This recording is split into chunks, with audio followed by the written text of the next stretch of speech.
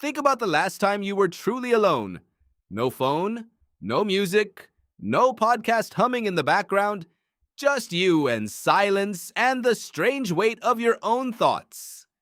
It probably felt uncomfortable, maybe even a little wrong, like you were doing something you weren't supposed to do. But here is the thing, that discomfort? It is one of the most revealing clues about who you actually are. For almost all of human history, solitude was not a lifestyle choice. It was not a wellness trend or a productivity hack. It was a death sentence. Your ancestors did not have the luxury of being alone. Separation from the group meant exposure to predators, starvation, and cold. The human brain learned this lesson over hundreds of thousands of years and never forgot it. Even today, even with central heating and a refrigerator full of food, your nervous system still treats isolation like a threat.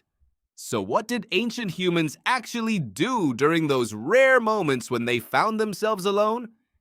The answer changes almost everything you think you know about solitude.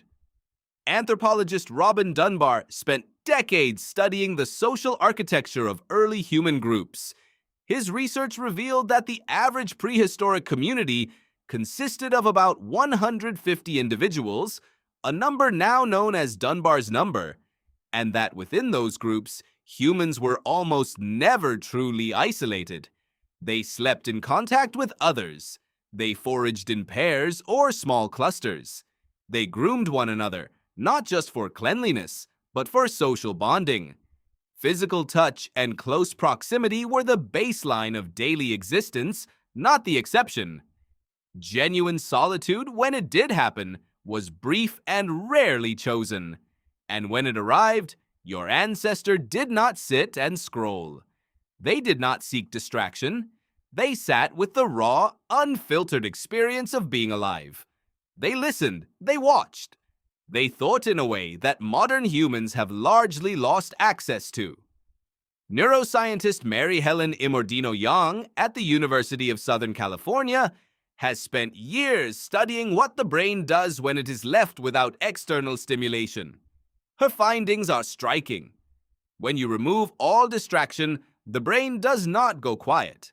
It activates what researchers call the default mode network, a set of regions associated with self-reflection, moral reasoning, memory consolidation, and what Imordino-Young describes as the construction of the self. In other words, the brain turns inward. It begins to build meaning.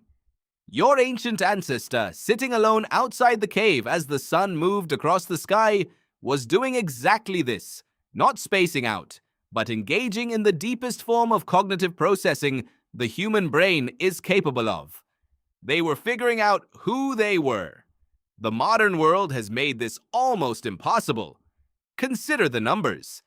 A 2019 study published in JAMA Pediatrics found that the average person now touches their phone over 2,600 times a day. Every notification, every tap, every swipe interrupts the default mode network before it can finish what it started. You reach for your phone not because you are bored, but because your brain is trying to go somewhere uncomfortable, somewhere ancient, and the phone gives you an exit.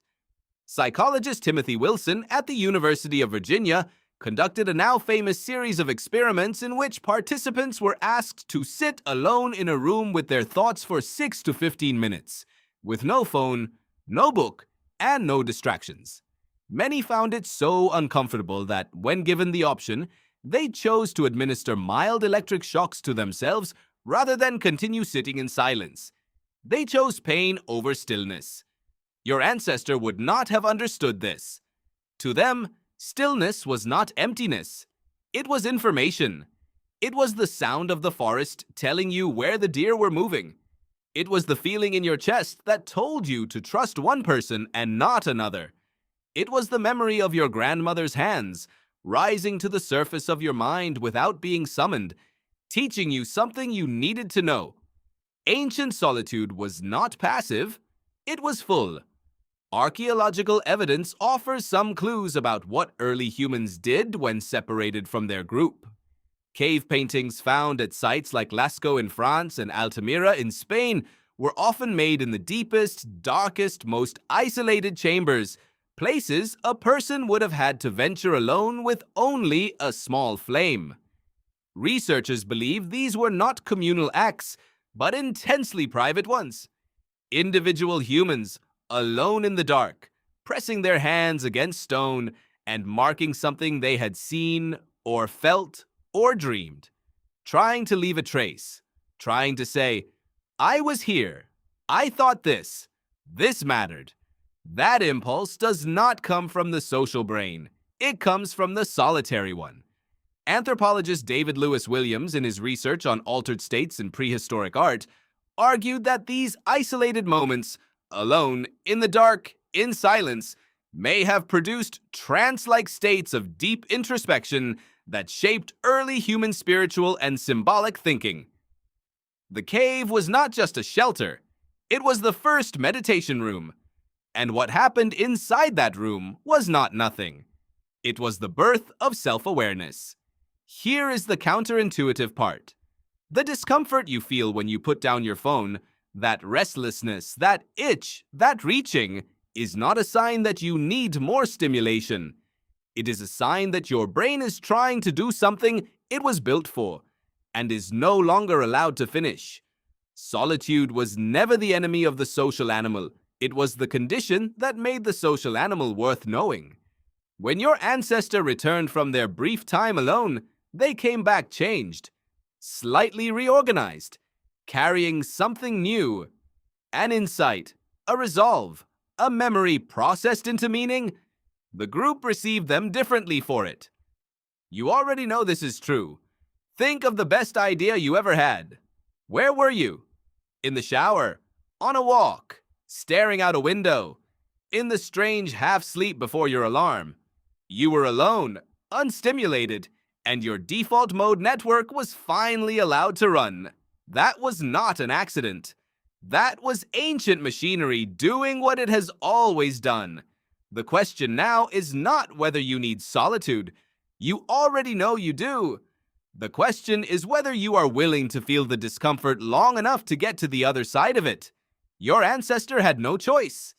They sat in the dark with their thoughts because there was nothing else. You have every distraction ever invented, and you still cannot shake the feeling that something is missing. That feeling is ancient. It is the brain reaching for silence the way the body reaches for water.